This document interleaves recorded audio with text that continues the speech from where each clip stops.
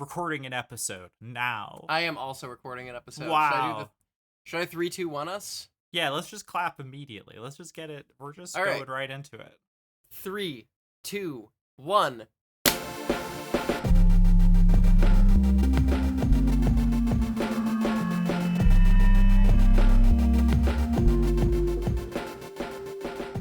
You shook the camera when you. I was about to say, it was like I was powerful. Violent. Yeah, it's because I made fun of myself that one episode for having such a limp-wristed little clap. I wrote the opening line, so I'm just gonna take this episode. Go for it. Hi, welcome to Tran Girlismo, the only automotive podcast where talking about the birdcage could mean the Robin Williams movie or the Maserati. It's kind of a toss-up. This week, you got fucking new names. names. You got new names. Hi, my name is Jordan Hofstetter. My pronouns are she and her. As always, I am joined by, Hi, my name is Victoria Scott. My pronouns are she and her. There you go.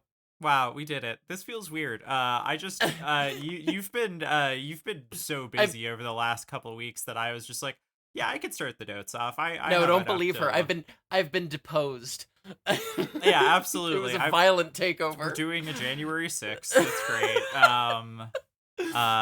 We're doing this woke nonsense is over. I'm here to talk about how it's good that the EPA, or it's good how the rolling coal guys just got pardoned.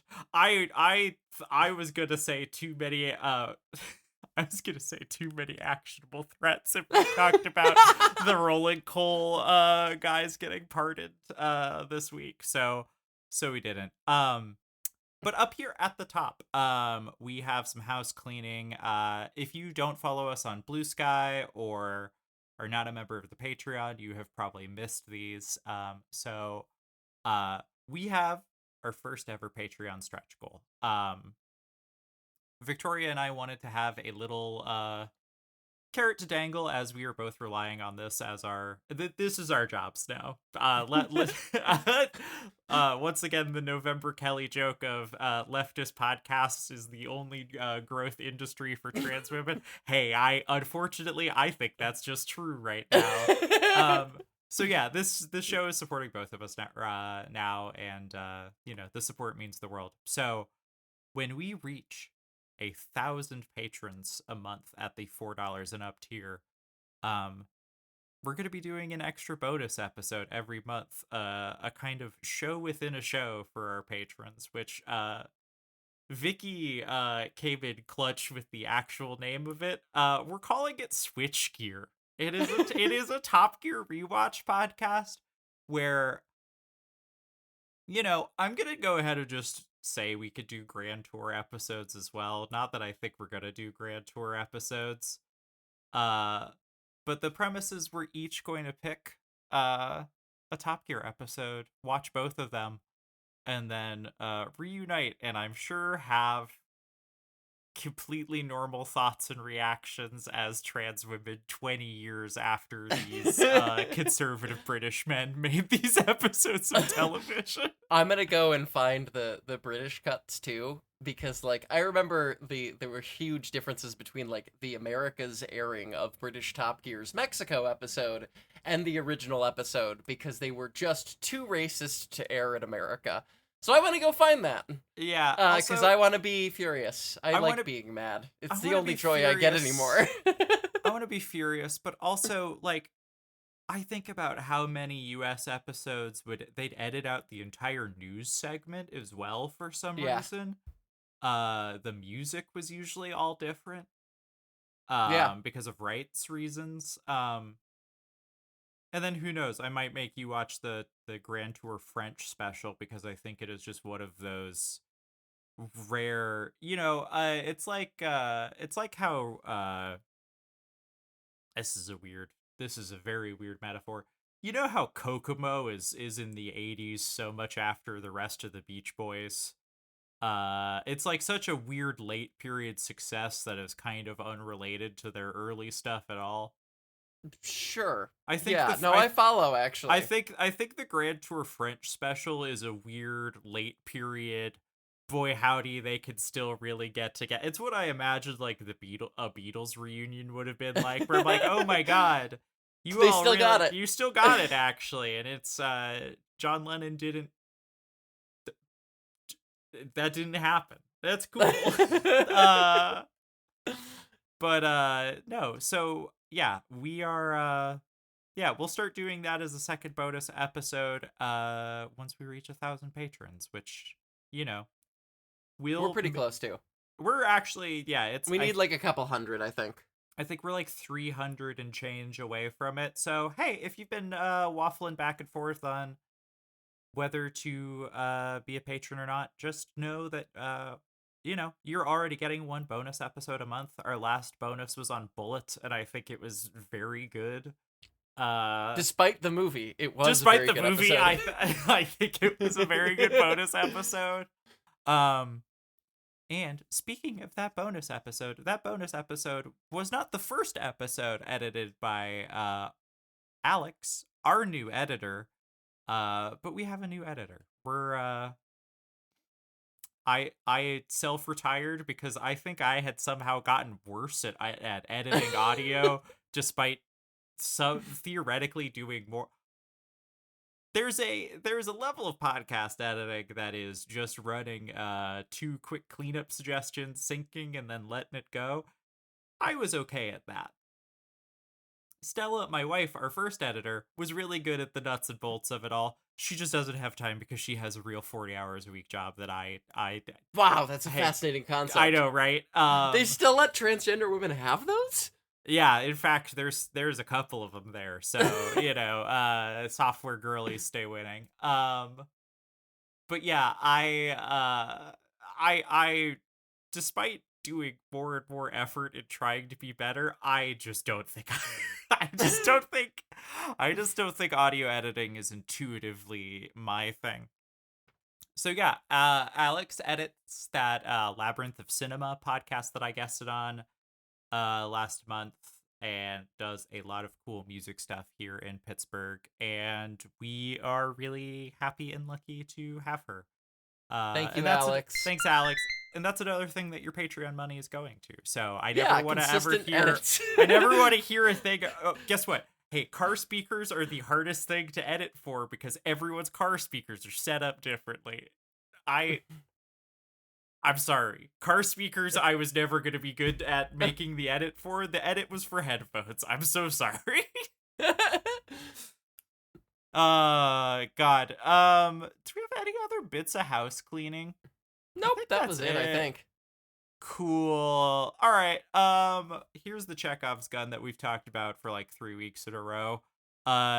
Vicky, I'm gonna hand this back off to you so we could both just windmill dunk on the bad electric pickup truck. Ah, finally! Yeah, we could do it. I've been waiting for this. Oh my god. Jesus Christ, I've had weeks to hone my hatred. Okay, so, we finally have details on the Slate Truck. The Autopian was correct with their, scoop that they found on the website, where it is $24,950 plus an unknown destination fee for the base model, quote, blank slate, which is just the pickup truck with nothing on it. Fuck you. That sucks. Boo. The two-door SUV with the clamshell on it is $29,950. The coupe fastback SUV that everybody is, I don't know why every manufacturer has to offer that, but that costs even more. I don't care about those. All we care about is the pickup and the SUV. Now, as a reminder, as a base model product, the Slate EV, which I should note this company is not run by Jeff Bezos. It just has a lot of investment money from him. So that is people keep calling it Bezos's EV because I think it's an easy way to kind of get people hyped up for oligarchy stories. That is an oversimplification, but his fingerprints are all over this shit. I will explain why I believe this is the case. For $24,950 plus an unknown destination fee that's going to be easily over $1,000. It comes, the blank slate has no speakers, no paint, no infotainment, no remote battery preconditioning, no door pockets, no heat pump. It does have heat and AC, but the heat is generated with a resistance heater, which you might know as the least efficient way to create heat because it's literally based on the idea of making something inefficient so it gets hot. Which is an interesting Yeah. choice. Huh. Also, crank windows, not an option. They are mandatory no matter how much money you spend. They just dropped the electric windows entirely for the truck. Because And I we think, can't figure out, because there's not, like, I don't know. If only there was, like, a German company that had all of these, like, window regulators that you could just buy off the shelf. Well, we could call them, I don't know, something like Bosch. It's a shame they don't exist, right? well, this is what's silly, right? Is like they also offer like an off-road package that allows you to take the doors off and shit. And I'm wondering if they decided to go with removable doors over like electric windows. I don't I don't know. I don't know. It makes no sense. But Did it, I'm did not it done a, yet. didn't a Jeep Wrangler, hasn't that been a solved problem for decades? Yes. Okay. All right, Yeah. please continue. I just wanted to. Uh, I'm like, yeah. hey, that's a really cool engineering exercise. If the Jeep Wrangler doesn't Yeah. Yeah. exist. Yeah. So also interesting is that the large and the small battery options are gone. There is one battery. It's a Mhm. 63 kilowatt hour pack that Slate rates at 205 miles, but hasn't gotten an EPA rating for yet. EPA ratings are like the strictest in the world. Uh-huh. And generally speaking, they have no track record, right? Like there are some car companies that predict their batteries. Like I remember BMW with the i7 was like, oh, we think it'll be good for X, and the EPA rating was actually better because it was very good at regen. Um, but like Tesla consistently says, oh, we'll get like a bajillion miles and games the EPA ratings, and they're in real world they get a lot less. So it's too early to say. But generally speaking, if a company is like, we don't have the EPA numbers, here's what we say it is, I don't trust them. No, not at all yet. Yeah. Um, Interestingly, they only have 120 kilowatt hour fast or 120 kilowatt fast charging. I will get more on that in a bit. That in practical terms, that's 10 to 80% state of charge in about 30 minutes. Yeah, which is not. It's It's fine. not It's fine, but slow, but it's it's not not. slow, but it's not fast. No, And it is okay, charging. That's what we just call charging, I think, at that yes, point, at our yeah, current moment in technology. Like 10 yeah, years ago, what a fucking impressive number. Now I'm just like, that's like the bad chargers that I settle for on the Ionic. You know, yes, like. yes. Well, and see, so this is what's interesting. So originally, when the Slate Truck was announced, they were going to go with nickel manganese cobalt batteries, NMC batteries, which Mhm. are more expensive and generally speaking, allow for higher charging speeds, especially when paired with an 800-volt architecture. And the idea behind this was that they were trying to comply with the basically the rare earth metals ban that was written into the language of the Biden era $7,500 tax credit. You couldn't use metals that were from countries we don't like, namely China. And NMC batteries, which, despite the fact they cost more and they definitely come from places that are not like cobalt mining, is not something you want to learn about if you ever would like to sleep again. Um, but they weren't from these like embargoed countries, and so they were going with that. And they swapped that plan as soon as the $7,500 tax credit was gone, and they went with a lithium iron phosphate battery, which is less energy dense and cheaper, but generally isn't like as good at fast charging and all that kind of stuff. And they were never going to make an 800-volt battery like charging system, electric architecture, whatever you want to call it, at this price point. So No. whatever. So they, in the interest of cost cutting, they switched to lithium iron phosphate. And according to Inside EVs, there was a video they did on this. The less energy dense 205 mile rated, LFC pack fills the entire battery tray. So if they were going to give you a higher range battery pack, they would have to just switch to the more expensive chemistry. And since they already have a factory that's doing that, like 90 miles or 60 miles or something from their Indiana plant where they're building the trucks, there's no point. So you get one size. Now, this is where I think things get interesting, right? Because like on the face of it, range anxiety for people who live in cities isn't like a super real thing. I would argue that it's probably a slightly more concerning for electric pickup truck buyers because towing, which this can tow like 2,000 pounds, towing kills your range instantly. Mhm. You're not getting anywhere with this thing, with a trailer. But I don't think that's like a huge deal. It has a 2,000-pound payload and like a 5-foot bed, so I don't think you're going to haul that much. It's not like a huge deal. This should theoretically be enough.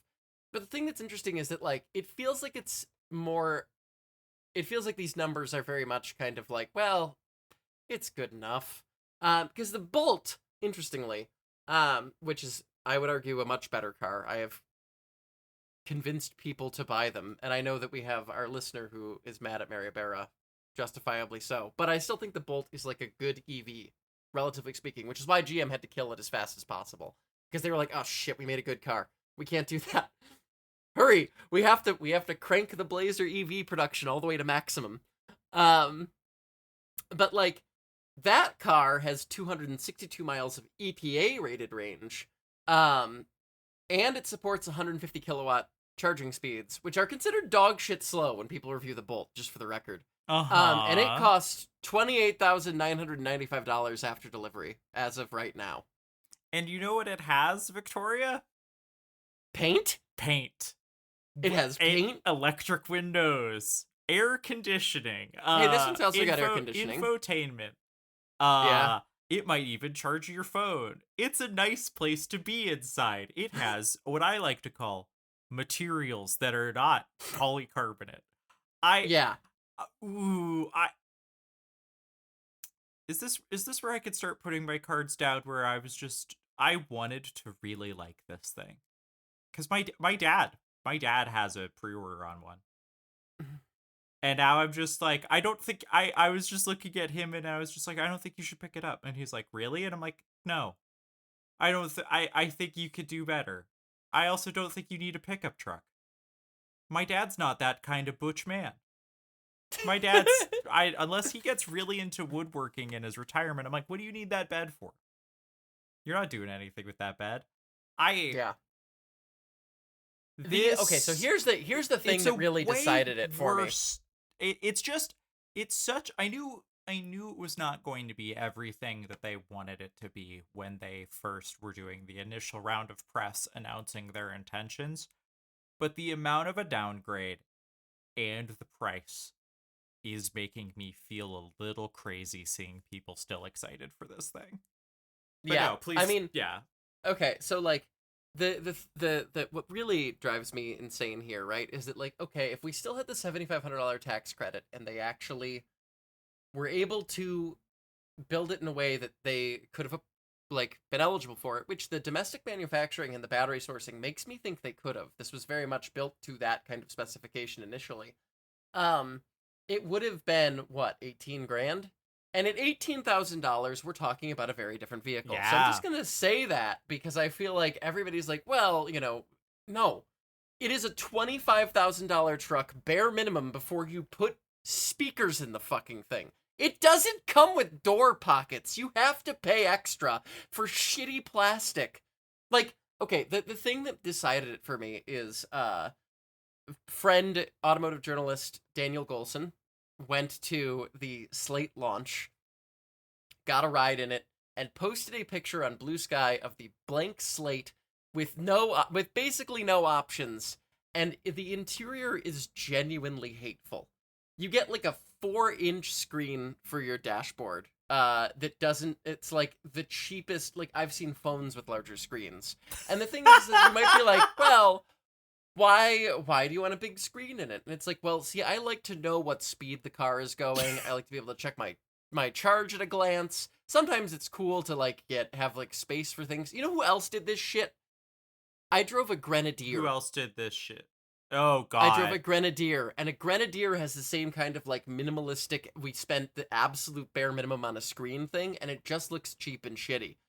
The interior is just like a flat slab of plastic, and they're like, well, you can pay extra to get like colored plastic, and it's like, what part of like we what do can you think we're doing here?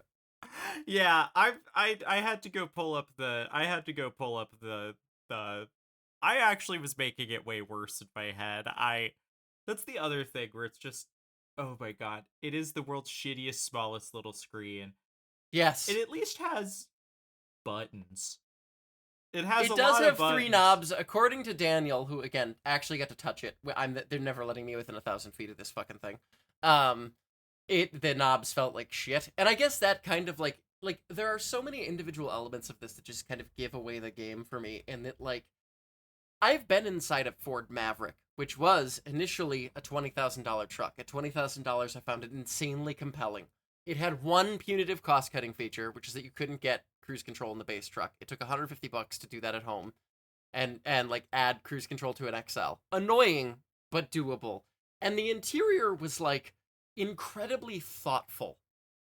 Like if they had not put a touchscreen in this, that's fine. But the thing is like the gauge cluster was like pleasant to look at. The dash was still like thoughtfully textured. They used interesting like materials on it. You know, they had like door pockets in the doors that were designed for like a Nalgene. You know, it wasn't like you still got the same level of like careful design no matter what kind of trim level you bought, because the issue, like, they knew they were only going to sell XLs to basically like really cheap people or fleets. But the XL was not designed to make you feel bad for being poor. This is so fucking hateful in its base form. It's Protestantism in vehicle form. It's just like, it's a hair shirt. It's like, hey, you couldn't afford a nicer truck? Well, you should feel bad about it. Simply work harder. It's the free Hanes beefy tee. It's the hateful scratchy cotton promotional t-shirt of pickup trucks. It is so... It feels like a Geo Metro has a comparable...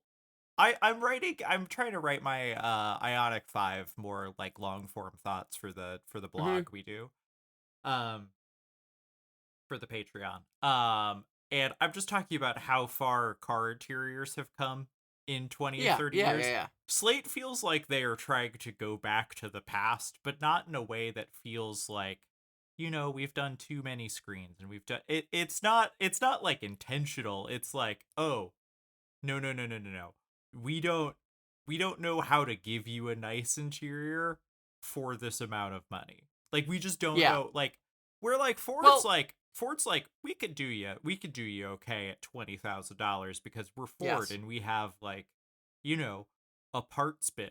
The knowledge of how to build a car. Everybody has a parts bin. Yeah. This is what really gets me, right? Is like, if you look at a 90s, so I use this example on Blue Sky, but like the first vehicle I ever had good sex in was a 1994 Toyota pickup. Pre-Tacoma, pre-T100. This was just the pickup. It was a short cab, short bed, 4-wheel drive, 5-speed manual, crank windows, like heat only.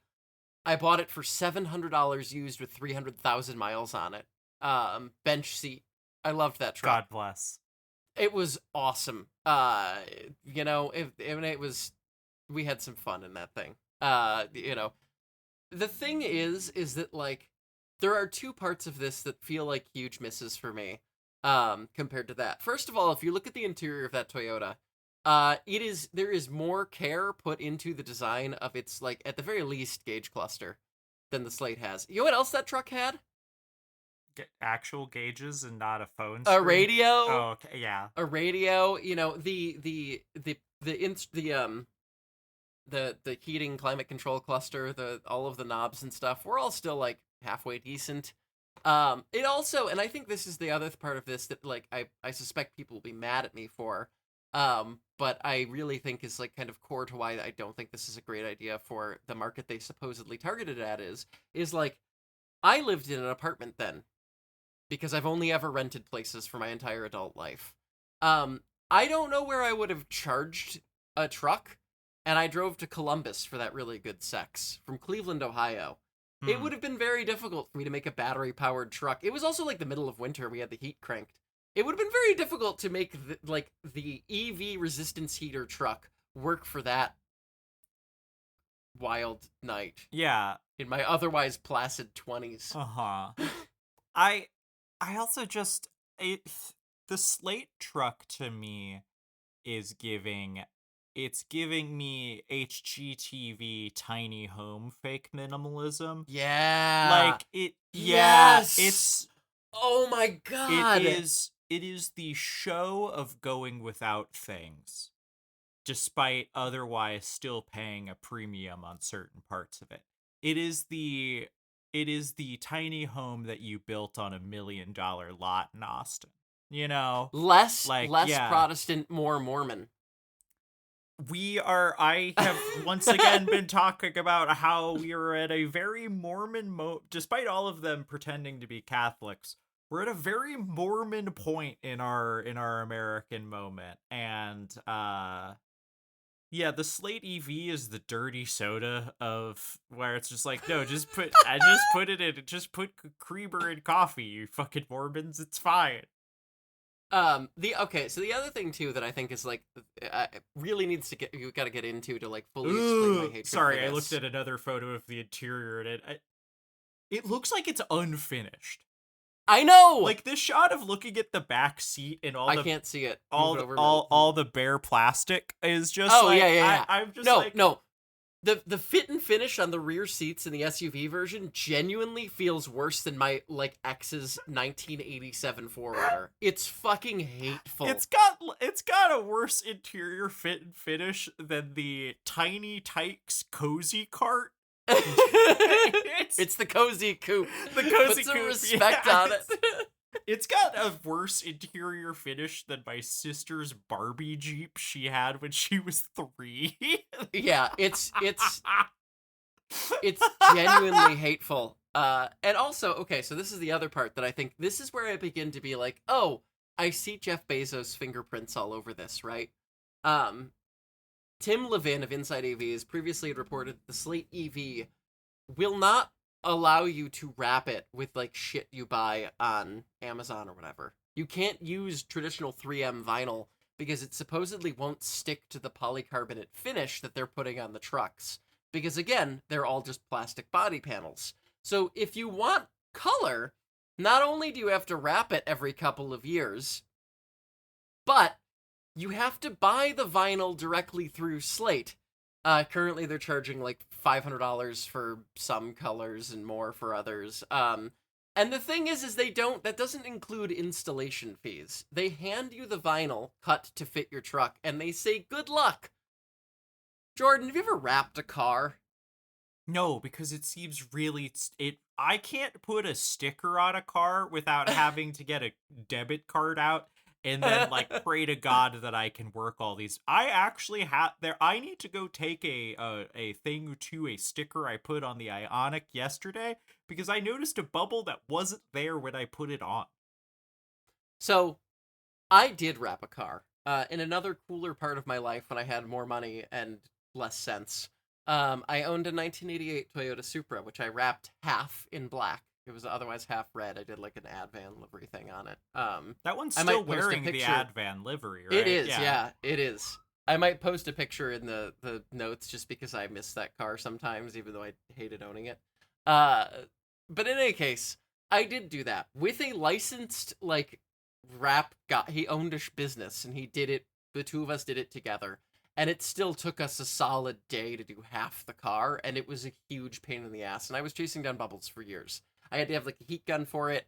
We had to do it. You need 2 people bare minimum to get it done. You're not going to get it done by yourself. No. And it's like a huge project. And so basically what they've done is they've outsourced the labor of making the car finished to you and also made you pay a subscription fee for your paint. And that to me feels like Amazon. This feels like Amazon. Notably, and I'm just throwing this out here, right? Because I think we're starting to peel away layers to get to the real point of this truck. Did you notice that the gray that they're finished in is the exact same color as all the Amazon trucks? I did notice that. Did you notice that it's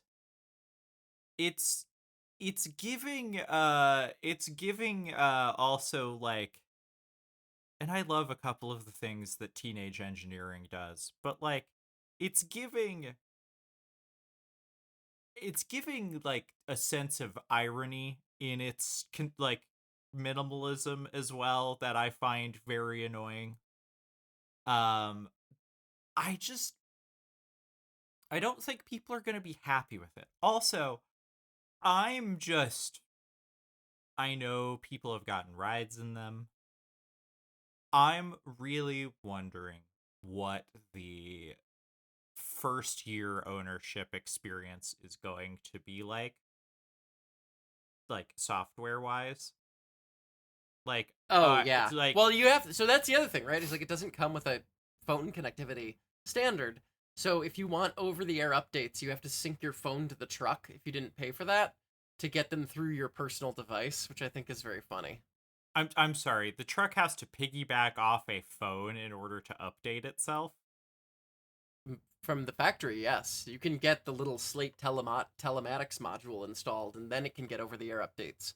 But otherwise, you're going to have to use your phone. Also, I don't, it's not like you can take it to a dealership. No, why They would say they you? have places for it, but, like, I don't know. That I haven't seen a network in place. Yeah, there's not really a whole lot of real-world data on that. But yeah, you have to do over-the-air updates with your phone by default, unless you pay extra. Cool. And then I hope you enjoy spending $80 on like a JBL speaker to rattle around into the Capitol. They'll sell you a speaker holder, but the price isn't announced on the website yet. You can clip $45,000. onto the dashboard. Well, that's the thing, right? Is like when Ford did the Maverick, one of the things I really loved is that they emphasized in their like press package, like, hey, we're gonna put a bunch of downloadable STLs on our website. So if Maverick owners want to 3D print themselves extra shit for their trucks, they can do it. And again, the Maverick was like, I think it's a lot less compelling now, but at 20 grand, I was like, this is insane. This is the best fucking deal on the market. And a super efficient hybrid system, completely like very well engineered interior. And their idea for like, hey, do you want to have like extra cup holders? Do you want to have like spots to put your phone or whatever? We'll give you a bunch of files to 3D print and slot into the design of your truck, Mm-hmm. which was like how you would do this if you were trying to design a truck that the customer could customize. Yeah. But instead, it's like, hey, we're going to nickel and dime you at every possible opportunity. And here's the thing, right? This is like they're Amazon gray finished, Jeff Bezos involved. My read on this has been for a while, and I have to credit uh Kevin Williams here as the first to notice this, because he was like, this is performatively cheap and has Bezos all over it, like way before anybody else did. He once again, his original sin was simply being right earlier than people wanted to hear it. But it feels like a fleet vehicle where you have stripped out every small joy that a person might experience inside while working their job and charged them money for it. And they're just going to sell it to other people because nobody wants to buy a car without a fucking stereo in it. I'm sorry.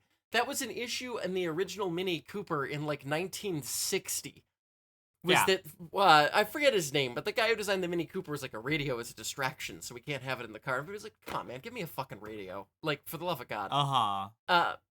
Like, this has been a thing that people wanted in their cars for 60 years. And their idea here is basically to be like, okay, we're just gonna stick enough extra charges on here that hopefully we can become profitable slightly quicker, and we'll do the bulk of our selling in pure volume where we could just strip out every feature anyway. Like, one of the things we have in Seattle is we have all the Rivian vans. Which are like the electric, the Amazon like Rivian. Yeah. And the thing about those, I think, is Bezos looked at it and was like, why am I paying so much for a van that like feels like it's not a prison inside? Like, why does it have any features whatsoever for people I'm making piss in bottles? Because that's just wasted money, because that's how he sees these things. So it's like, well, we'll build you a truck where nobody has to experience any incidental joy inside of it, ever, unless they want to pay more money. And we'll just continue to outsource. It's the self-checkout of fucking pickup trucks. Hey, you want to listen to music? Well, I hope you brought a speaker and a radio and a charger for it. Hope you brought your AirPods, fucker. Like, yeah, it's... yeah. Also, it's so... where the screen is so counterintuitive to where I imagine the driving position is, where I'm just like, it feels like it was... It feels like an AI-generated truck. A little bit. Did you notice how they didn't put like anything over it too? So the minute you get sun on the dash, you're not gonna be able to read it. Yeah, this Like, it's just lazily slapped into the middle of it. You know, the reason the gauge clusters have those, like, little things on the dashboard molded in over top? yeah. That, like, even in the cheapest possible implementations, what you do is, like, in the Ford Mustang, which is now a styling characteristic of them, you have two humps on the dashboard so you can switch from left to right-hand drive without having to mold a new dash piece. Like, that's been a solved problem for, like, 60 fucking years. So you could read your cluster. Well, as you may notice here, they didn't do that. I hope it's a bright screen, or otherwise you're gonna be driving into the sun and being like, I don't fucking know. I guess I'm doing 50. Which, like, they figured granted, this out. if you're an Amazon driver and you're like, shit, if I don't make it to this next house in the next 30 seconds, Jeff Bezos is going to personally execute me. Yeah. You know. My Amazon peer supporter is gonna break my fucking ankles when I get back to the depot. Yeah, Henry Ford II figured this out in the 60s while hammered, and, like, sending letters to some married European woman going, like, I'm gonna buy Ferrari for you. Go Like Hell is such a better book than Ford versus Ferrari as a movie, by the way. But yeah, and granted, we saw the leaked spy shot of the Ford, what they might call the Ranchero, I guess. That's the rumor. Oh yeah. And that looks like a boat. That looks like a tugboat.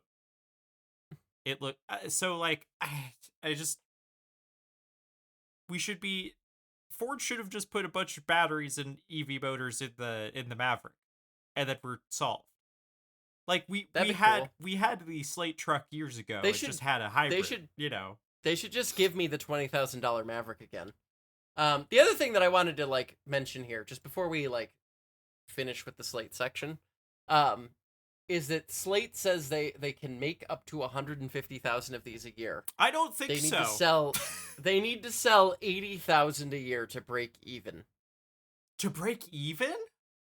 Yeah, to pay for it. Ugh. I mean, okay. Would you like so for comparison, Ford sold 69,175 trucks, F-150s, in May. Oh, they sold that many F-150s in a single month? In May, yes. Huh. They sell so many more of them than you think they do. I mean, statistically, do I know how many F-150s now, they sell? But I just never think about it. If you'd like a better comparison, in 2025, Ford sold 155,000 Mavericks. It was their best year by far. Okay, so Slate needs to basically sell half as many.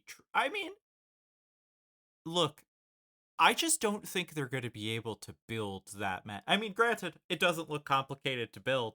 It looks like a kit car. It looks like a kit car. Do you remember? Have you ever driven a 90s Mitsubishi? Yeah, unfortunately. My second car was a 92 Mirage. And that entire car basically sounded like it was rattling to death every time you started it. It was just like the most I feel like this is going to rattle so bad, so rapidly, because the fit and finish is clearly garbage, and it has to be to make it so modular. And I just think that, like, it's not going to be a pleasant ownership experience. I want to like it because it would be cool if somebody would do a cheap truck that was actually nice.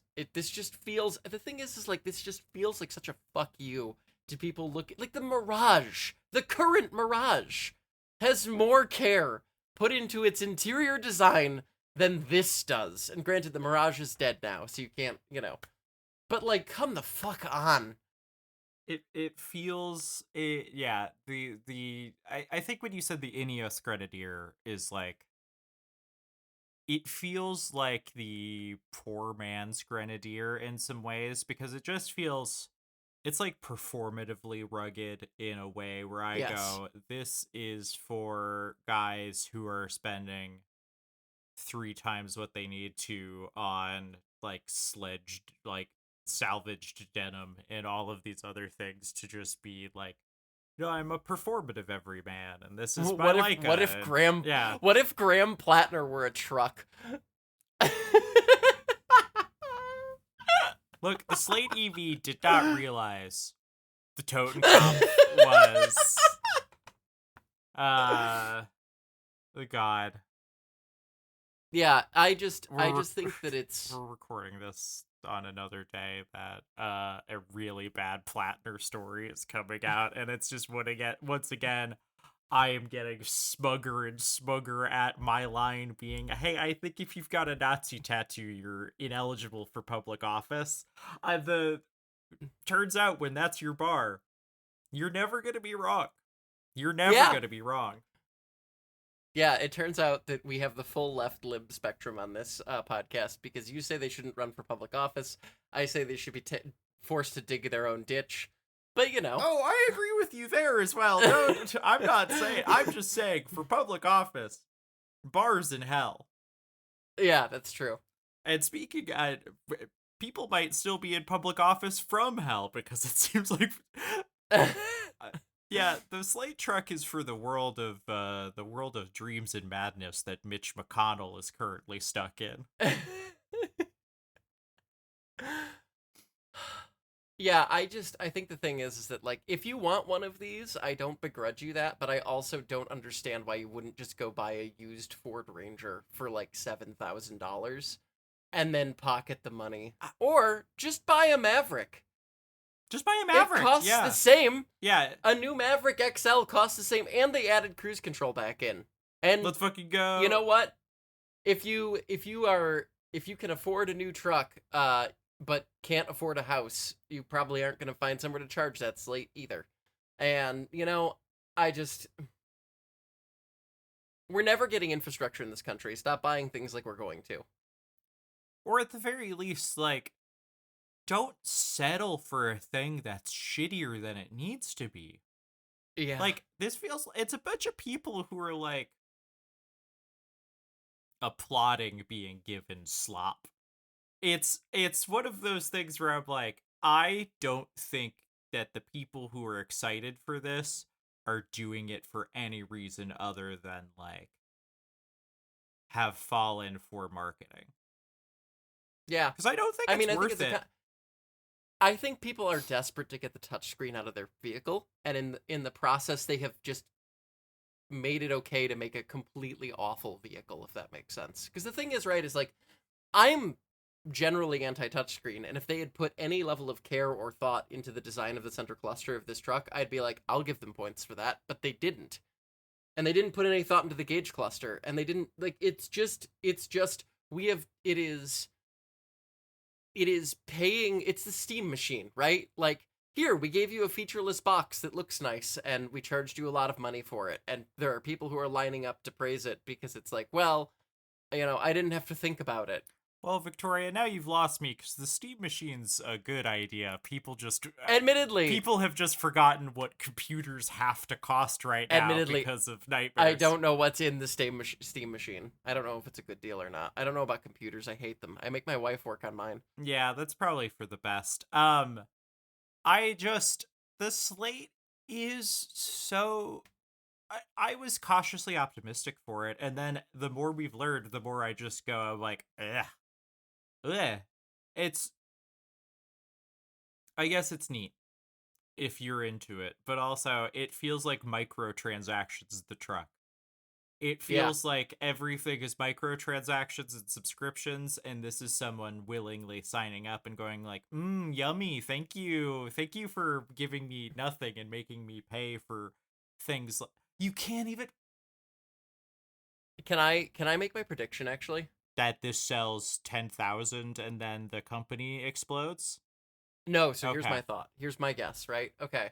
They have a bunch of issues getting running. That's pretty typical for a new car company. I mean, that's not something I would even hold them to account for because it's kind of expected. Yeah. Like, if they're still having teething issues in 5 years, that's crazy. What I suspect will happen is they'll sell a bunch privately the first year. The hype will wear down. They will fulfill it for fleets for a while to big warehouse corporations. Maybe they'll sell some to like ICE or something. Who knows? Um, It's too woke you for know, ICE, though. no, I mean, it's the WAPO of trucks, right? Like, it looks woke on its face, but once you peer under the hood, it's all Bezos and Chud. Um, and they slowly realize that, like, there isn't anybody else who can maintain the scale to, like, keep it going. Um, like, Amazon will get their trucks, they'll replace all their Rivian vans with them. They'll probably put charging centers inside a lot of their warehouses to, like, use these for local deliveries. And that will sustain them for a bit, and then, like, I don't know, 3 to 5 years from now, they start, like, going under, and they probably fold. I don't think that they're gonna have, like, long-term success, but I also think they will be more successful than, like, a Faraday Future. You know, Yeah, I mean, I think the other thing too is, like, the minute I am a downer on Rivian's prospects long term, but I think the minute the R2 and especially the R3, like, the R2 is on the market and it's doing okay. The minute the R3 hits the market, if they can actually get that below 40, I think that a lot of people who would consider getting this fully loaded as an off-roader will instead go to an R3, which I don't even like how they do interior design, but at least a designer touched it. There's some thought given to, like, what the user experience is, because the user is a person you care about instead of a, like, drone that you throw inside a truck to throw boxes at people's doors. So you can make $1 billion every 20 minutes or whatever. yeah, Because you're too busy at Taylor Swift's fucking Madison Square Garden uh-huh, wedding or whatever. yeah, this, it's fucking, I hope you enjoyed your fucking Cisco catered wedding, Taylor. Yeah, I don't think they're gonna, I don't see them doing well. And I also just, they're competing with every used EV also at that price point. Because while used EVs are going back up in price, it's like they're not going up that amount. You know what I'd rather No, and have? again, for $18,000, we have a totally different For conversation. Although I $18,000? still would be mad at them. For $18,000, I'm getting two BMW i3s, and I'm using them like roller skates to get around town. I am taping them together. I am turning one into a Plymouth Prowler style trunk that looks like the back half of the car I am driving. Yeah, dog, fuck the Slate. I just don't. It's one of those things where, like, we're gonna have to keep caring about it. We're probably gonna have to talk about it a couple more times. I just don't give a shit about it. And, like, look, Yeah. I can drive one and be completely convinced that it's a good idea and a good truck, actually. I can be proven wrong. I am not a I can't.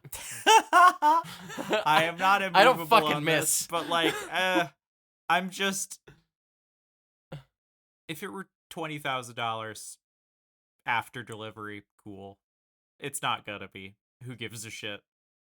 Yeah, Love sorry. yourself I'm still... more than settling for the Slate. That's what I want to tell a bunch of people. Because there's still, like, some car folks on Blue Sky who are like, "Oh, I fucking can't wait." And I'm just like, I think you're being duped, and I think you need to love yourself more. Or you might be a fucking rube. I'm sorry. Well, I don't miss, so Speaking of being I look fucking, forward to being proven right in 2 or 3 years. By which point everybody who makes more money than us will have claimed to have been right all along while loving it at this stage. And people will still yell at me when I predict the future by looking at the past. Mm-hmm. It's really not that hard. You just have to read a bunch of books and then be really sad, and you'll usually be right. Speaking of which, Yeah. Uh-huh. item number 2. Donald Trump continues to want to be Joseph Stalin. Not in the communist way, though. He just thinks that the manliest thing in the entire world is when men hit steel with hammers. You're familiar with how, like, Joseph Stalin got his name, right? Big, sweaty, shirtless men hitting steel. Yeah. Yeah, Uh-huh. yeah. Like, Stalin. It's like the Steel Man, because he picked his name to lead the Soviet Union, and it's because he loved men hitting steel with hammers so much, because, like, any other work is women's work, and we had to devalue that once the minute that Lenin died. It was like, all right, enough of this gender shit. Yeah, Joseph It's Stalin got his name from the 90s music video Spark Factory. My favorite 90s stock location, which is just like some industrial warehouse where a bunch of things are just shooting endless sparks, like that is a real Yeah, thing well, that's how you machines know should be doing. the modern equivalent is like that video of that guy violating OSHA in 50 different ways as he like hooks up an oil well. Oh, You yeah. know the one I'm talking about, where he Uh-huh. gets covered in drilling mud, and like every conservative is like, I love watching this sweaty man get covered in lubricants. Yeah. And I'm like, he's actively dying. Like, Yeah. you actually need to like wash him off with Dawn dish soap like a dying seabird. Anyway, the reason he wants to be Stalin is because we are refusing to renew the USMCA. The USMCA, as you may or may not know, is the US-Mexico-Canada agreement, which dictates the North American Free Trade Zone that most people, I think, better know as the previous agreement, NAFTA. Mm-hmm. So USMCA, as you might remember, was like pushed for heavily by Donald Trump previous. In 2020, he signed it and called it the fairest, most balanced, and beneficial trade agreement we have ever signed. And he was a huge champion of it. And it was much stricter about auto production than NAFTA was.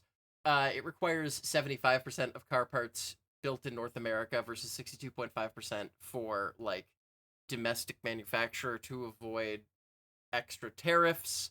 It instituted wage floors of $16 an hour for at least 40 to 45% of manufacturing employees, which is real dark if you think about it. I feel like they're not saying the quiet part loud there of how many folks are not making that much money then for Yeah, manufacturing, which maybe this is my city girl, like, hey, if you're touching heavy manufacturing equipment, that number should at least start with a 20. I think that starts with a 2 bare at minimum. least. Yeah, Uh-huh, yeah. uh-huh, uh-huh. Um, I the and yeah, this was obviously a carve out so that stuff would either be built less in Mexico or Mexican employees would have um something resembling a fair wage, because a lot of the point of NAFTA, which was a fair criticism, was that it allowed companies to which can flee freely, right? Like the whole issue with borders, I guess that I should get Books into at and this point. music? Yeah, the issues they've been out of business for about 14 years. Yeah. The issue with borders in our modern conception is that capital can freely migrate from one place to another and basically seek out human being arbitrage, with like prices of labor, and living conditions, and people cannot. Like that's kind of there's a whole argument to be made there that the concept of borders themselves in a modern context are actually bullshit and we shouldn't have them.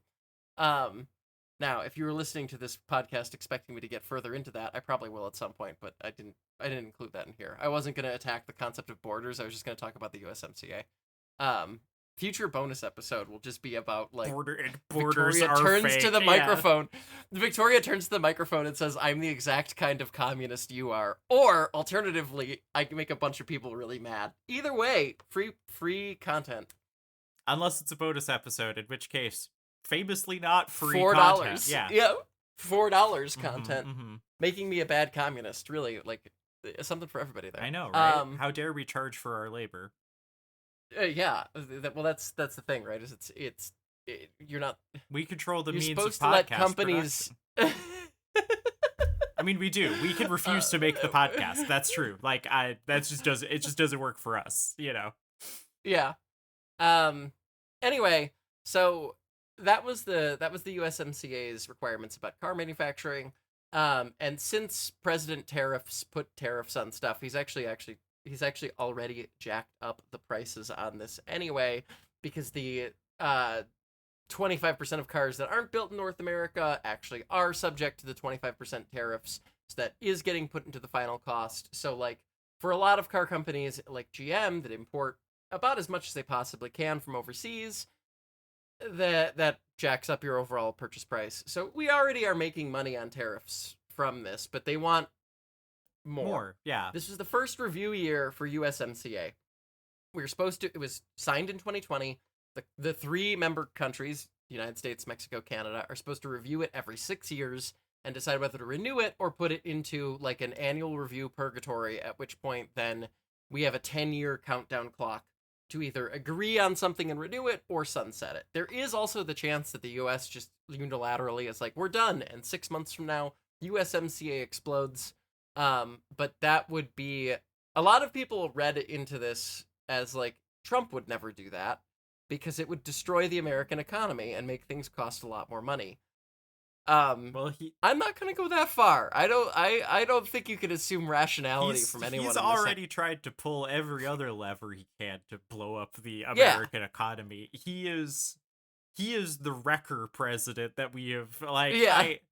he's trying to go into an escape room, and instead of like solving the clues or anything, he's literally just been punching different parts of the drywall and just ripping shit off the walls and being like, eventually I'll get out of here. It's like, if he's trying to escape the cycle of birth and rebirth, like, I don't know, he's trying to enter samsara or leave samsara by just, I don't know, there's a level of Zen fascism to Donald Trump where he's like, "Who, me worry?" as he's just like throwing a spear made of iron into the gears of the American economy. He's like, it's gonna be, and the world. He's like, it's gonna be really cool if I can actually break this. Somehow can't break it. Yeah. So we've decided that we're gonna balk at it and we're gonna force the annual review. Automotive News reports that the sticking point is predictably Buy American requirements.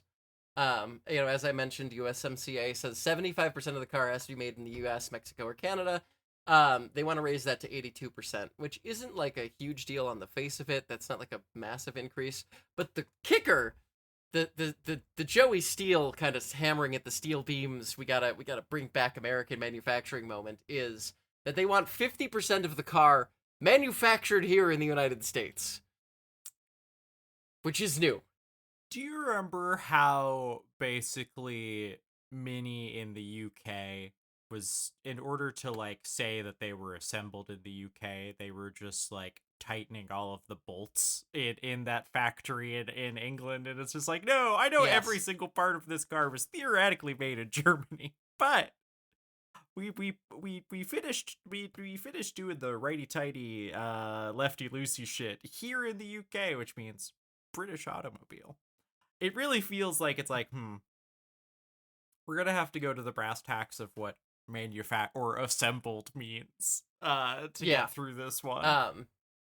Interestingly, Chris Farley has gone on the record as being a fan of this pause because they manufacture their vehicles more domestically than a bunch of their other competitors do. So they would stand to benefit from this. Interestingly, making this even more complicated, because this is like the least straightforward political thing I think I've seen in a hot minute. Despite me coming in hot on Trump, there are layers to this shit. Of course, yeah. The president of the UAW, Sean Fain, also wants this. I always just I laugh every time. I always just think because I'm just like, God, if this were the 80s, this would be a man who is just like, we'd all have to pretend to be shocked with somehow funneling money to the IRA for years. Like, oh, you're telling me Sean Fain was sending money to the IRA? What's their political arm called again? Don't worry about it. It's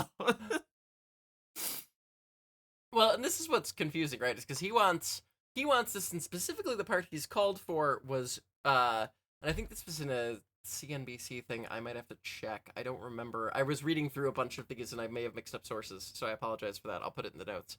But he specifically wants wage parity for factory workers enforced between the US and Mexico, which I don't even uncomplicatedly like or dislike Fain. Like, he's a union leader, which means he will do whatever for his union. I think that he's been really in the Trump tank, but also like this is not one of those things that I can be like, well, that's not fair. Because the thing is right, like the whole model of the USMCA, NAFTA, whatever the fuck you want to call it, is the idea that basically the US gets to have a high standard of living and products from around the world, and in return, we will give other countries pocket change relative to us, for them to have shorter life expectancies and worse working conditions and less money and less wealth.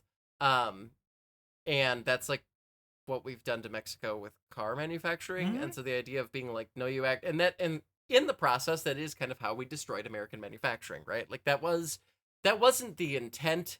I don't think. I think the intent was just like, again, arbitrage with human beings. Yeah. Just make as much money as possible from whatever place is cheap, and wherever you can get away with, like, can we use bribes to get this built? Can we, like, skirt environmental regulations? Can we, like, this is kind of like, if you remember the most hateful thing any liberal thinker has ever said on the internet, I think it was Matt Iglesias, right? Was it him with the Bangladesh shirt factory? Oh, geez. Sorry, my brain was just trying to think if my brain just went through a Rolodex of villains saying really awful things about foreign workers. So Yeah, it was Matt yeah, Iglesias. what's the quote? I let's see. I think it was there's an entire section on it under controversy. In 2013, after the 2013 Dhaka garment factory collapse, which, as a reminder, was an 8-story building collapse due to structural failure that everybody knew about. That was a sweatshop for every Western fashion house in the world, basically. It killed 1,100 people. So, that's up there with Tenerife, let's say, in terms of, like, overall fatality counts, just to give people, like, Westerners an idea of, like, how many people this killed and, like, how ridiculously tragic it was, and also that could have been, like, completely avoided, because, like, the building itself shouldn't have existed. It was a cut and dried, well, there's your problem episode. Yeah. You know what I mean? Where it's like, oh, wow, they cut corners at every stage, and everybody knew this was going to happen at some point, and it just made more money to let all these people die. Wow. Anyway, Iglesias specifically said he argued against a, quote, unified global standard for safety, because the current system of letting different countries have different rules is working fine.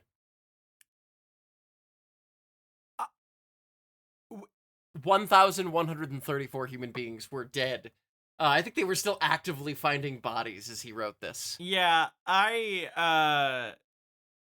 there's a lot that makes me kind of glad that I never finished spending the money to finish my journalism degree, because there's part of me that I just think that maybe the term journalist has really been able to let people hand wash away some statements that should get you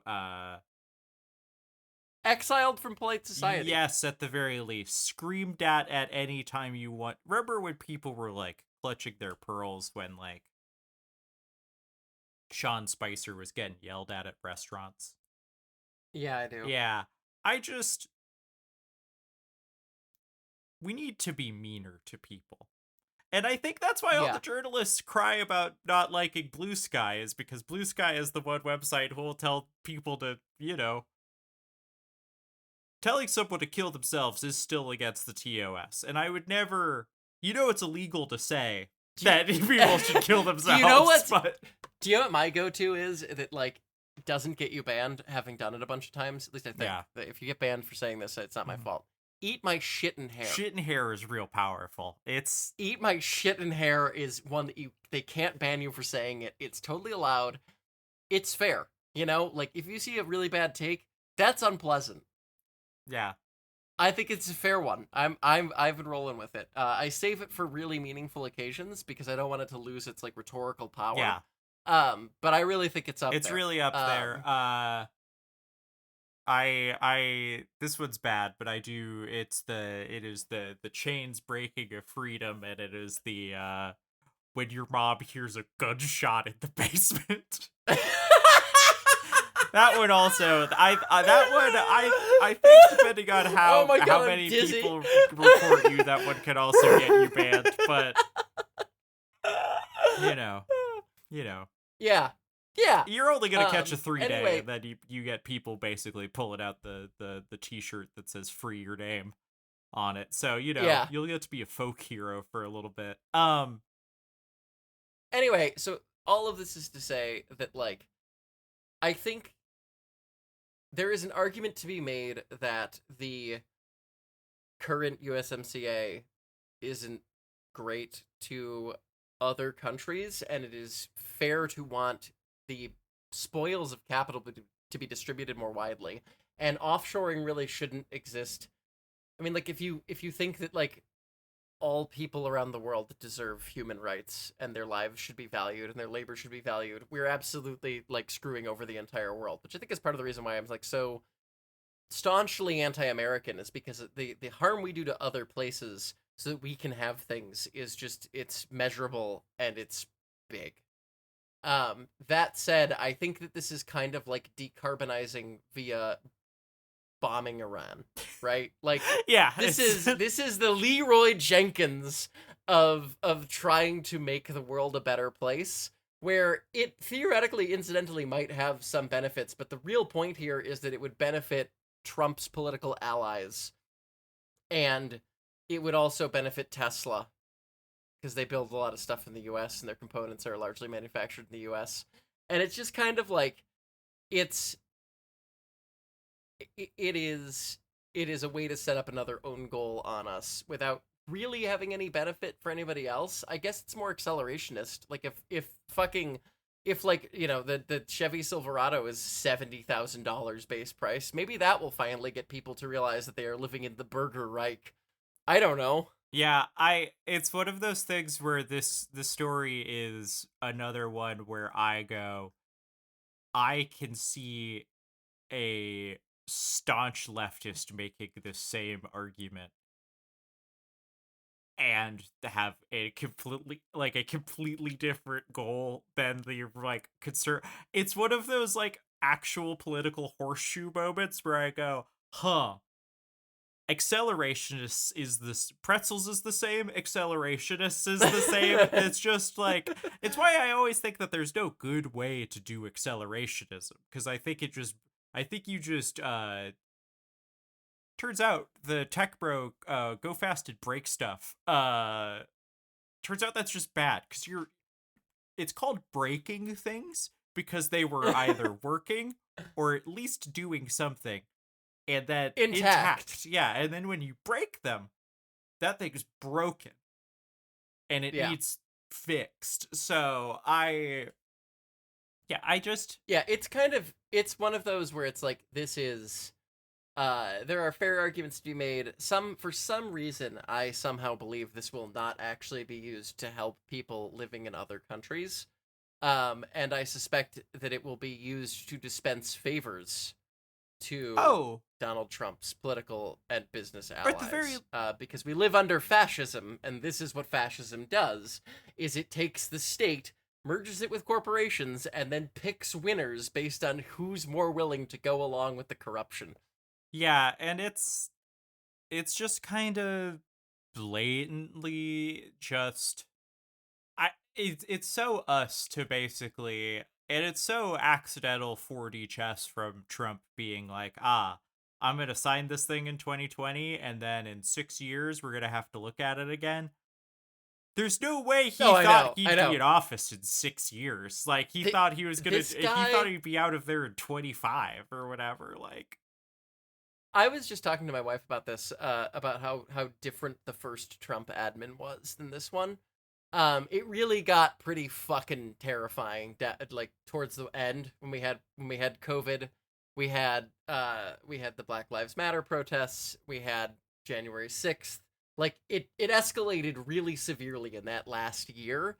But the first 3 years of the first Trump presidency were bad. Do not get me wrong. Yeah. It was obviously bad. It was obviously going somewhere awful. Everybody who had been like, hey, he's going to destroy America, was clearly correct. But the vibe was different, and it is funny to see him argue with his past self. Like, this isn't even a Biden thing. No, yeah. This is just him dunking on him 6 years ago. It's one of those, like, yeah, and again, it is the first vibes based fascist regime where it's just like nothing anyone ever says out loud is real or binding in such a way where it's Yeah. just George Orwell would be just fucking it's the we explained what 2026 is like to George Orwell and he hanged himself. Like, yeah, Yeah. yeah, Yeah. like yeah, our Armenian voter so fascist, our empire so in the middle of ruin, shapes place. Yeah, we're doing spectacularly. Yeah. I Yeah, there was a picture that got posted in Reuters. I have to look up the actual photographer, but it was a shot of the Washington Monument lit up with like neon Freedom 250 as lightning struck DC behind it, with just silhouetted people wearing like cowboy hats and shit in front of it. And I was like, yeah, that seems that's accurate. I I spent my July 4th Stella brought me to Anthrocon for a day. And July 4th furry convention is a very funny vibe, but I we watched some of the fireworks from the roof of the convention center in Pittsburgh because it actually has like a great view. Um and the speed at which a USA chant was quieted and a bunch of people going, "No, not right now." They're like, "We're here to watch fireworks because it's fun to watch things explode." Sorry. But like we don't have to pretend that Yeah. we're us of all people are here, like this entirely queer crowd Yeah. being like, no, no. Yeah. Yeah. Again, been watching Ken Burns The Civil War again for no reason. Probably normal. Probably feels I good. love I love I love how every trans woman in her 30s has to just like pick up the kind of like their one dad habit. Yeah, and it's just called it's like I haven't watched Ken Burns Civil War since I was in middle school. And my Texas history teacher had us watch it because he's like, "Hey, the textbook for the Civil War in Texas schools, would you believe it? I think it's maybe not great for reasons." Yeah. Um, Remind me when we have Juneteenth again? who could say? Yeah, God, it's just Anyways, weird we're that gonna go we play have that football holiday for against no reason. Robert E. Lee High. Oh my God. Anyways, Uh, you want to talk about other people reaching back into the past for nostalgia and maybe the inherent fascism of nostalgia and how we have to sure. do Fuck it. increasingly weird versions of the past. Um, Guy Debord, eat your heart out. Guy Debord would love our show. yeah.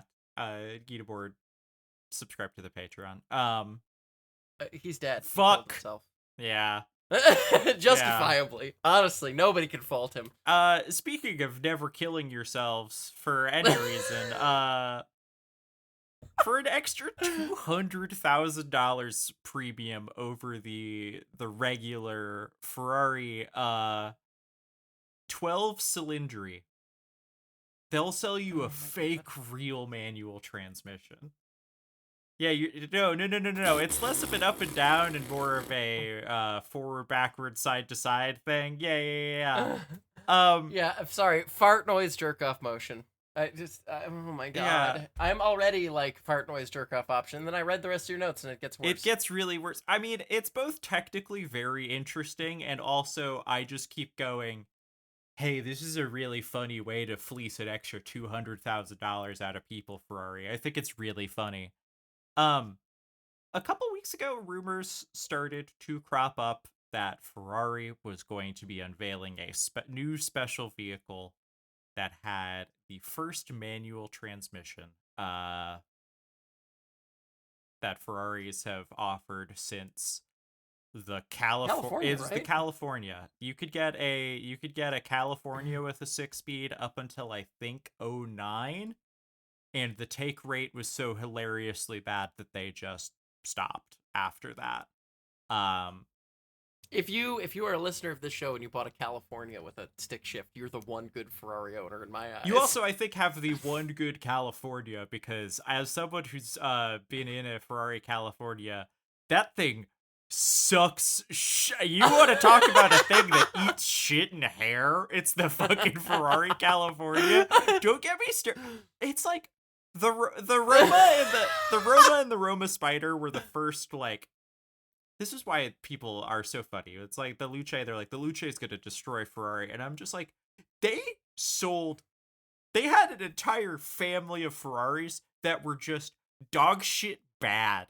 Like sub Maserati levels of clown shoes awful for 15 years. California, hateful machine. California T, hateful machine, but turbocharged. The Portofino, still bad. Still a bad car. They made a bad drop top convertible as their entry level model until the Roma. And even then, the Roma, I'm like, I just think about tomatoes. But like, it at least was pretty. They at least finally made it pretty. And then they're like, oh, it's like a V8 Vantage, but it's just got the horse on it instead of the Aston Martin wings. Cool.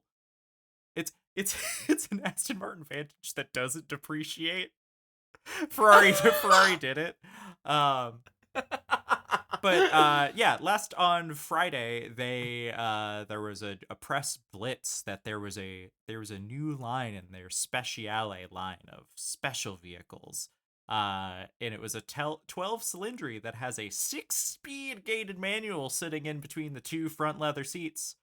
The first time a gated 6-speed was in a Ferrari in years. Now, listener, you may be thinking, well, surely they just dusted off their old 6-speed that was back in the California. They just like, they probably had a bunch sitting around still, and they're like, this will fucking fit. It's fine. What do? You throw a no fly whale on it, and you throw a clutch pedal in there, and bada big, bada boom. Or it's like, Tremec still makes T56s, right? Like, you could just put a T56 in fucking anything, right? Hell yeah. Nope. The do it for Dale of manual transmissions. No, they that gated shifter and clutch pedal aren't connected to the actual physical transmission at all. I am losing my fucking mind. I am losing my fucking mind. It is. Speaking of Guy Debord, they managed to put the spectacle inside your fucking $600,000 Ferrari or whatever the goddamn hell it costs. I think this is an $800,000 car with the premium over the $600,000 for a regular 12 cylindry, which I'm going to just call it a 12C from now on. And you go, Jordan, wasn't that the McLaren from 2012? And I go, yes. But Ferrari named their V12 the 12 cylindry, and that's too much to say. And I'm even already half Americanizing it by not saying whatever Doichi. That's the rapper. That's the woman. I don't know. I don't know Italian. I gotta learn. Stella's not here. Otherwise, I would just be doing that. So Victoria. Yes. Physically in the transmission tunnel is the 8-speed dual clutch from the regular 12 cylindry. You are harming me with your words. This is awful. So, because transgender is like Ferrari, this new car is the best of both worlds. Much like me, a beautiful bupinist woman.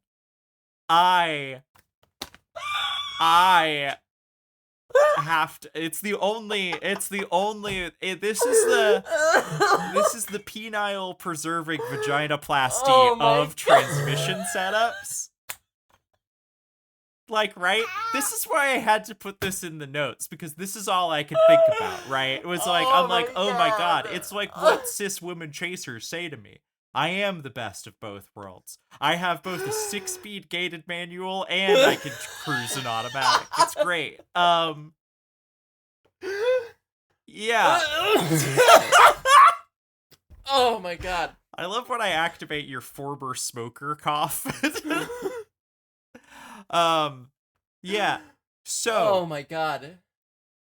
When you start the car, you can either there are still the usual Ferrari automatic PRND buttons that sit behind the gate. Oh my. So you can throw it in drive, and then not touch the stick and the clutch pedal, and it'll just shift by itself through 8 gears.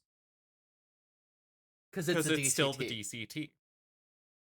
And then you go, okay, Jordan, why is it still the 8-speed if they only put a 6-speed manual in it? And it's because Ferrari Oh my god. knows 7th and 8th are just there to meet, like, European emissions standards and stuff, and for gas mileage.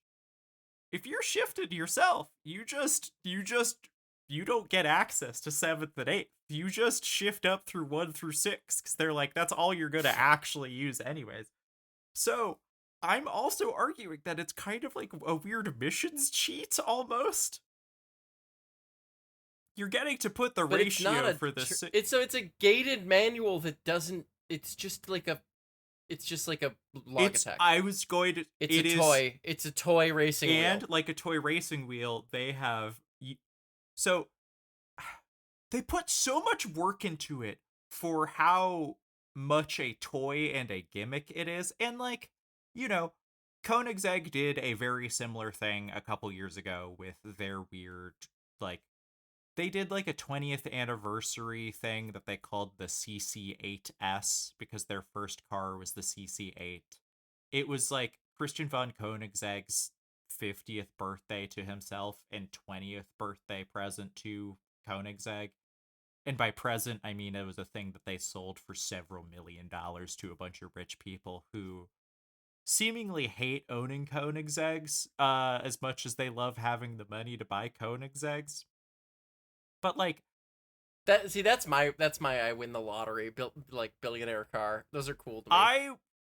Because they're weird engineering projects that one guy wants to and exist. they're like, you know, I like the Koenigsegg stuff just fine. Yeah, I think Christian's great because he's like, what if Elon Musk didn't feel like he needed to be like globally important? He just wants to be like a weird, insane car man. He wants Christian von Koenigsegg is the closest I think to like a Willy Wonka-esque figure we still have in like the automotive space. Because like, what, Lee Iacocca is really dead at this point, right? Yeah, yes. And like Bob Lutz also dead, I think. Like, or at the very least, they're not allowed to just do things. Lee Iacocca is definitely a was. I think Bob Lutz might still be alive, actually. Good for Bob Lutz. Yeah, Bob Lutz is still alive. Yeah. He's 94 years old. I am shocked that he is still alive, but I assume all the cigarettes he smoked through the his life preserved him like a smoked meat. But yeah, so like in the Koenigsegg, it is a shifter that is entirely it is a manual by wire. This is okay, we gotta stop. At what point have we allowed the signifiers to kind of run the show here? Come the fuck on. But what's the point? The point is because they know that no one who is this rich wants a pure manual only experience, because they want to be able to give it to a valet and not have to worry about it. They want to be able to cruise in traffic and not worry about it. There's part of me that goes, in the right car, I think this technology is fun and not silly.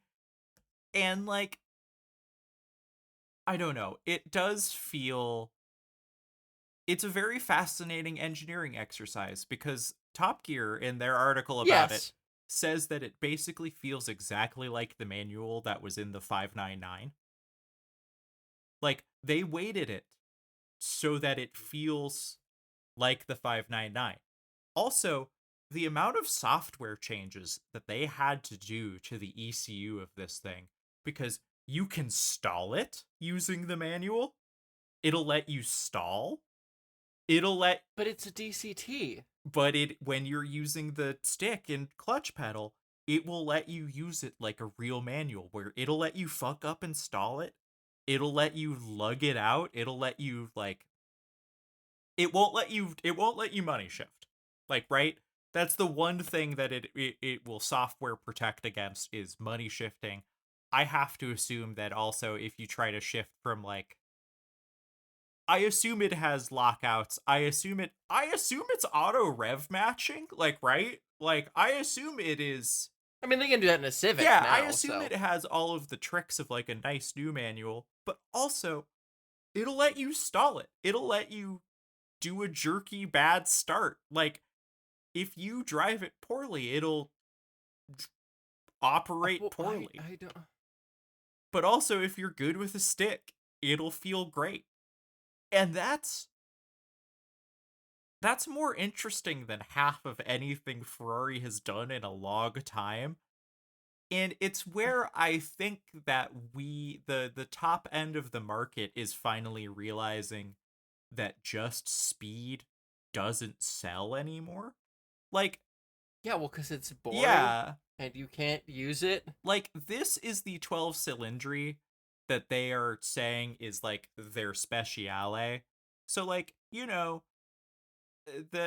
296 speciale or like the whatever, like, it's the instead of making it's usually a faster version of the base model. Like the 458 speciale was like a thing to celebrate the end of the 458, and it had we know what the speciales usually are, which is like just a tarted up faster version of it. I think it's fascinating that for this one it's like, no, it's not any faster, there's no more horsepower, it is purely the manual. The fake manual is the thing that they're going with for this. And it's yeah. Uh yeah. I I think it's a fascinating choice that is somehow way weirder and I think actually harder to do than if they just put a stick back in it. Because the amount of That's ECU tuning to get it to behave like no, a that's fair. manual is genuinely astounding. Like I have to like it Yeah, is one of those things where I'm like, wow, I always think that Maranello is kind of like not technically juiceless, but they usually are washed. they're usually coasting on the nameplate a little bit more than like, McLaren still has to do things special in order to get noticed. Like Lamborghini will have their own party tricks, but like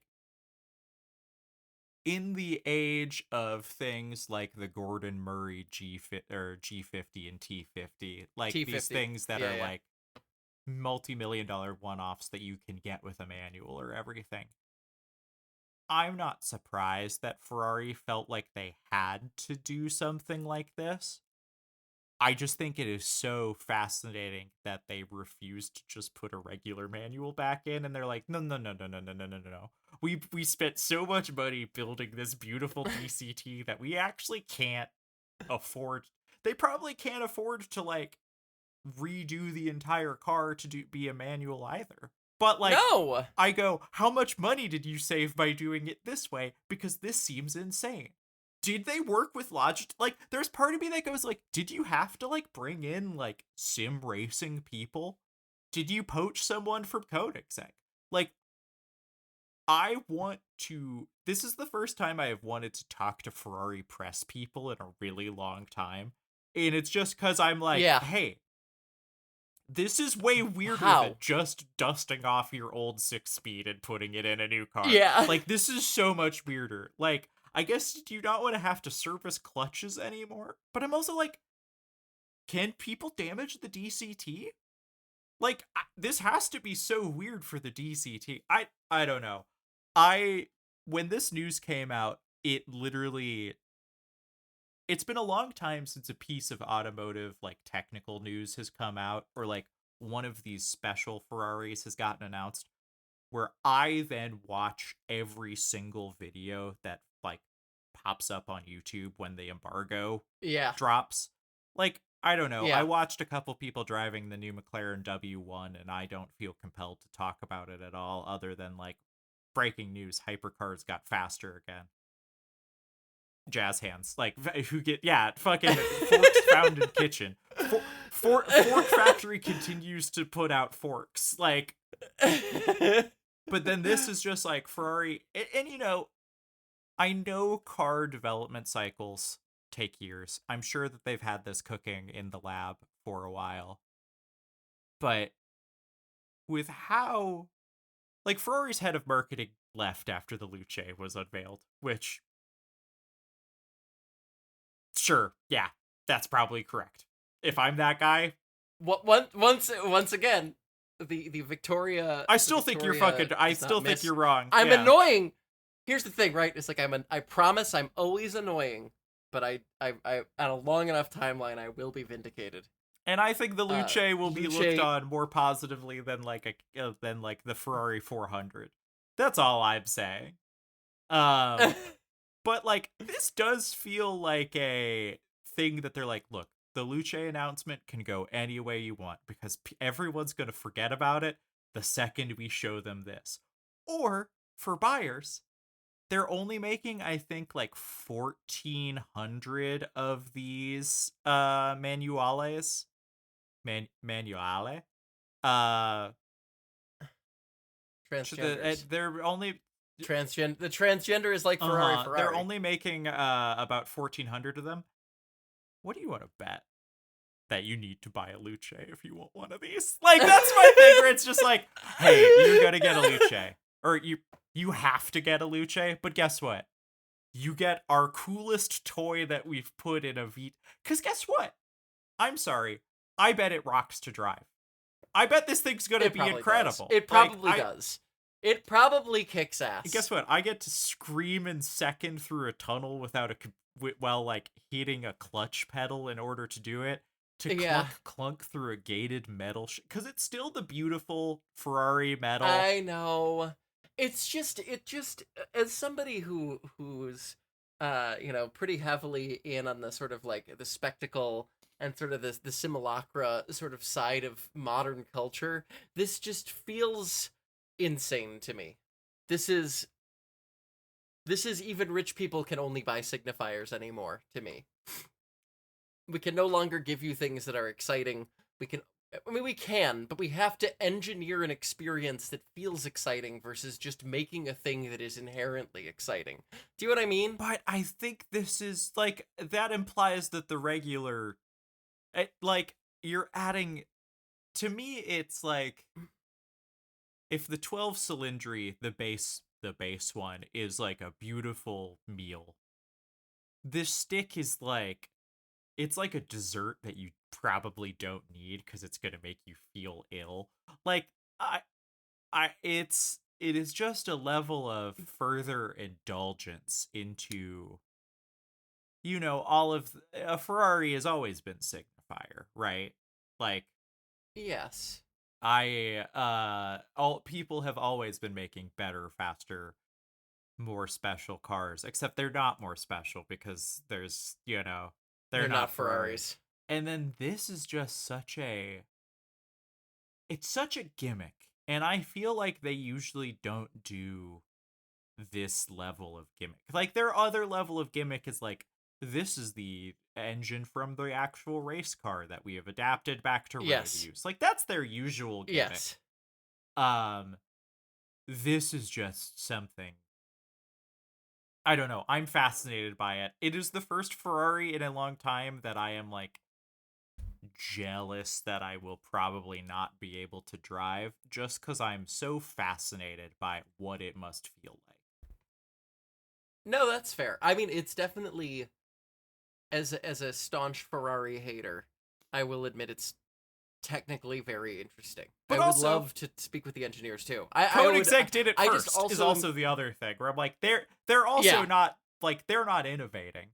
They're copying someone else's idea. And granted, sure, I don't know how long this has been in development. They could have been working on it parallel, and Koenigsegg can just get it out faster because they're making 10 cars instead of 1,500 or whatever. Yeah. But yeah, I kind of hope that this is a thing that we start seeing in other performance brands that have just abandoned manuals.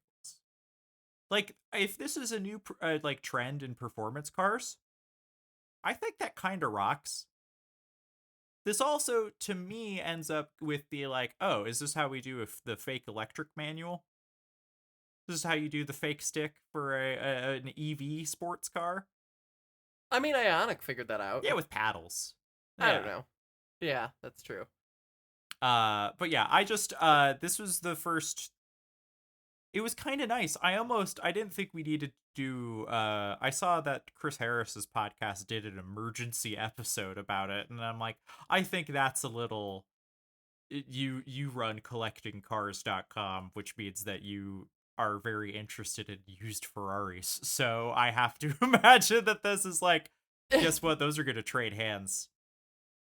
This is the other thing. I'm like, yeah, even at like the 600,000 pounds starting price for this thing, Euros, 590k for euros. euros, I checked on the Top Gear site, so that's even worse right now because pounds are worthless. So sorry, British listeners. Sorry, British. I mean, I'm always sorry, British listeners, but I guess specifically yeah, for those that's ones. true. But like, you know, it's going to be. This is. I hate that all Ferraris appreciate forever now, but like, this is going to be $1 million car basically the second that they sell out, and that's also stupid. Yeah. I just fascinating things at the top of the market. You said that you summed up my feelings on this so well in that last sentence. Yeah, they're not real cars, but this is at least fascinating technology, I guess. I think they should Ferrari every now and then will do like a internally produced hour-long documentary about a technical thing they did. I have never been more fingers crossed for one than about this car. Yeah. That's fair. Also, I hope it lets them do that fake F40, like the F40 revival thing that Lewis Hamilton wanted to do, because he was like, I want to help you develop an F40 successor, but I only want to do it if we've got a stick. He's so cool. Ferrari won this weekend, so like, you know. Yeah, Leclerc, right? Charles Leclerc's his infinite sadness has ended. He did his usual thing, which is he signs a big new contract with Ferrari that seems way longer than it should be based on how Ferrari performs. He has 3 miserable weekends after he the rumor is that his most recent Ferrari contract will end up being the first $100 million F1 contract.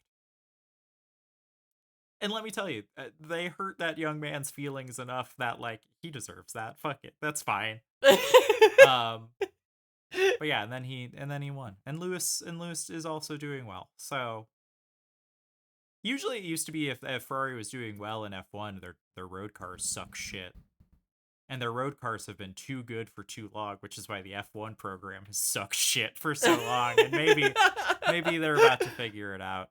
The WEC program's finally looking like it's been clawed back to earth by the organizers. So yeah, I don't know. It's weird. It's weird times at Maranello right now, and I think that is when Ferrari is usually at their most interesting to talk about, is when there is strife in the palace. Yeah. Yes.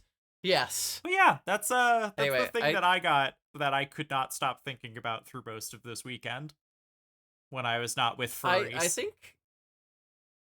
I think we did an episode. I think so. Yeah. It was a very they don't all have to be 2 hours. They don't all have to be 2 hours, even though, boy howdy, do we still have a lot of names to say out loud. So we should Oh yeah, I was gonna read off a thank you to our $15 and up subscribers. We really appreciate your support. Should I just start with let's do it. Unless I don't think we had anything else, right? No. Cool. Hell yeah. We're done. Thank you to Titania Bird Keel, Clocky Galadriel, Athena V, Candy Fox, Haley Pup High, transflag, the suspiciously woman-shaped pharmacist, Nick the Kiwi. I drive Rivians for Amazon, and all I got is this stupid piss bottle. You'll love this episode. Thank you to Railsmith. Hear ye, it shall be generally known that the listener known as Buick actually drives a Toyota. That's fucked up. Have you at least ever been a Buick employee, or is this purely Buick stolen valor? Thank you to David Bolin. Professional Stellantis hater. We should unionize. Yeah. Hazelbutt, Blue Screwy. It is morally correct to bully Teslas. Broke two arms riding motorcycles. Time for a Miata. That's true. Certainly time to Yeah, stop riding motorcycles. Ronan C, Ty, Papa Shitty Cams, Samantha, Ellie O'Dare, Smokestack, the man formerly known as Kyler, now with Toyota Sarah Action. Hell yeah. Hell yeah. That's our logo. Pittsburgh T-Girl Baseball, July 25th, 4 p.m. Bloomfield Yep, Park. absolutely. Yeah, Go have fun at that. I Absolutely. will be. I'll be there. How about that? I can go to that. There one. we go. The last one I was out of town Hell for. yeah. This one I can go to. Ashlyn, Adam Mancuso, remember to always tip your boot black. Studio Nixie, fetish photographer for hire, KCMO. I believe that's Kansas I do City, believe Missouri. so. Totally not Saudi oil bribe money. Alex K, Cameron Shaft, JD Santos, Jeremy Tanner, waiting on Back to the Future trilogy bonuses in the distant future. That would actually We be should fun. do it. I would. Yeah, I would. Those do were that. car Yeah. movies. Fuck it. Yeah.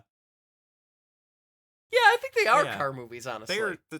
we could get into the history of DeLorean. Oh boy, howdy. That would be fun. I'll have to. That would be a 3-part special just for the car. That's a booger sugar bonus. Thank you to Dogbed, the bed that eats kibble, Deluxe, Katrania, Sloppy Head Enjoyer. The rest of these are just one long name. Incredible. Great bit. Thank you to the People's Pillow Princess, prospective GT4 Lusso buyer. That would be insane for our audience for somebody to have that much money. Why are you listening to Broke Trans Women? It's because, well, not all of us are broke. I had a true. nightmare that maybe it wasn't a nightmare, but we got a listener email from Caitlyn Jenner. Yeah, she's like, I don't agree with y'all politically, but thank you for being in the space. And I was just like, this is a nightmare. This is a nightmare. This is a fucking nightmare. Thank you to Bean, Bree Henry, Sable, James Gilbreth, Charlie Stengel. Slate actually stands for Chevy Bolt, but for guys that work in manufacturing, with the correct capitals in there in the wrong order. I love that. That's good. I wish I could just show it to you. It's great.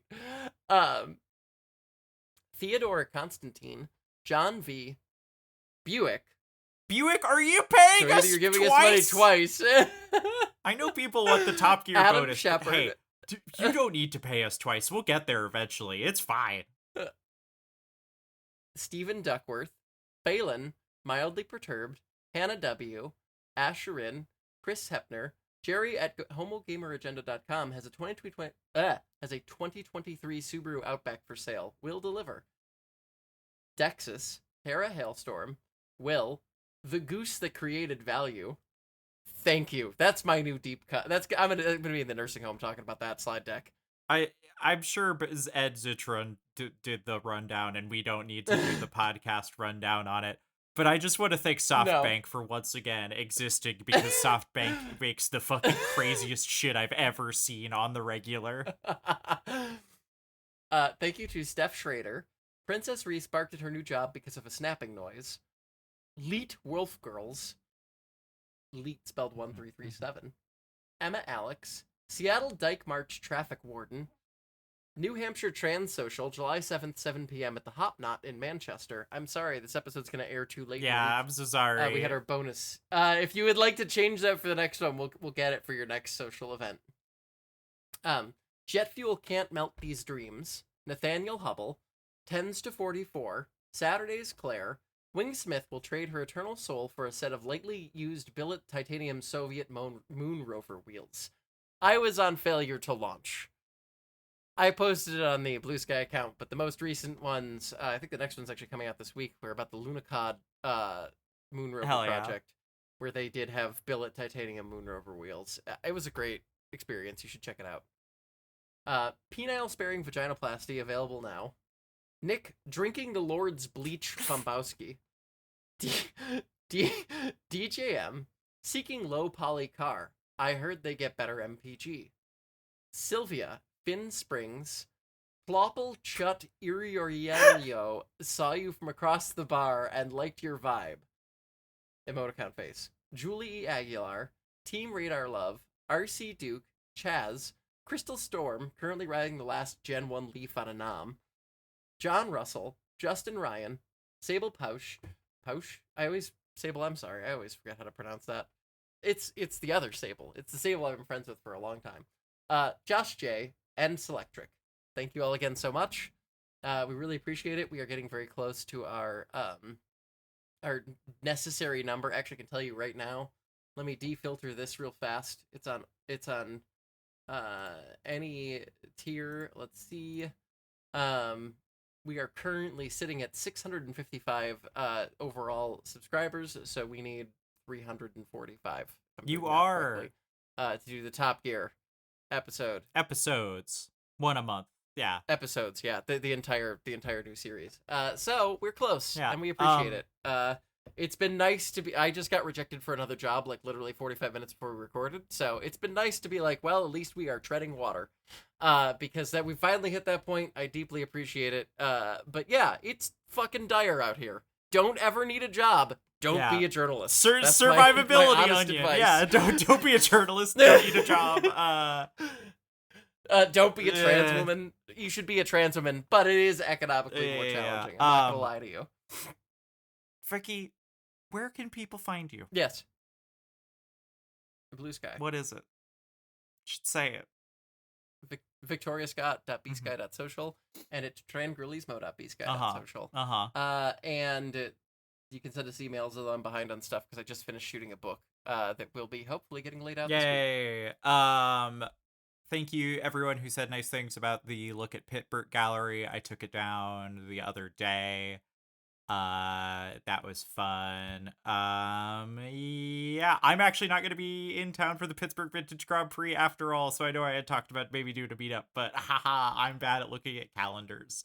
So I'm going to be in Jersey instead. But yeah, I think that's an episode. Thank you all so much. Bye.